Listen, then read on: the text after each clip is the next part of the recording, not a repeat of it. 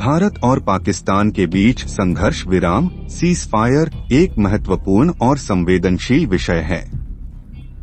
इस परिप्रेक्ष्य में यह समझना आवश्यक है कि संघर्ष विराम का भारत पर क्या प्रभाव पड़ा है, विशेषकर जम्मू और कश्मीर में पाकिस्तानी आतंकवादियों की गतिविधियों के संदर्भ में। संघर्ष विराम के बावजूद पाकिस्तान से लगातार आतंकी हमले और सीमा पार गोलाबारी की घटनाएं हो रही हैं। इससे भारतीय सैनिकों की जान को खतरा होता है। कई बार सैनिकों की जान भी चली जाती है, जिससे भारत की सुरक्षा बलों में आक्रोश और चिंता बढ़ जाती है। भारतीय सेना और अन्य सुरक्षा बलों को सीमा पार की गतिविधियों और आतंकवादियों की घुसपैठ को रोकने के लिए अतिरिक्त प्रयास करने पड़ते हैं। यह उन्हें मानसिक और शारीरिक दृष्टि से थका देता है। संघर्ष विराम के दौरान भारत को पाकिस्तान की ओर से हो रही आतंकी गतिविधियों का प्रभावी तरीके से जवाब देने में मुश्किल होती है।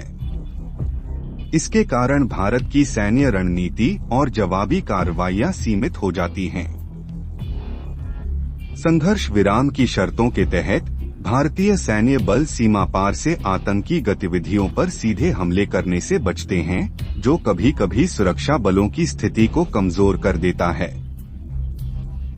संघर्ष विराम के दौरान सीमांत क्षेत्रों में नागरिकों को अधिक सुरक्षा और शांति का माहौल मिलता है, लेकिन सीमा पार हमलों और आतंकवाद की घटनाओं के कारण नागरिकों को भी प्रभावित होना पड़ता है, जिनके घर और संपत्ति प्रभावित होती है।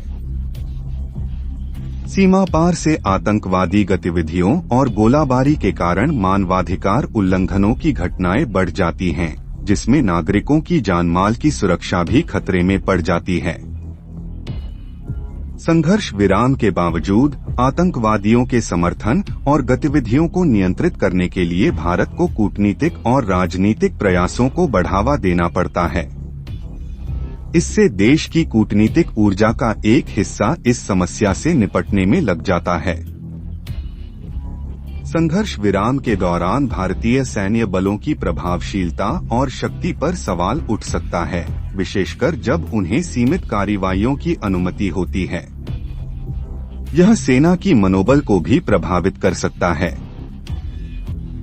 भारत को अपने सुरक्षा तंत्र और खुफिया जानकारी को मजबूत करने की आवश्यकता है, ताकि सीमा पार से होने वाली घुसपैठ और आतंकी गतिविधियों पर बेहतर निगरानी रखी जा सके।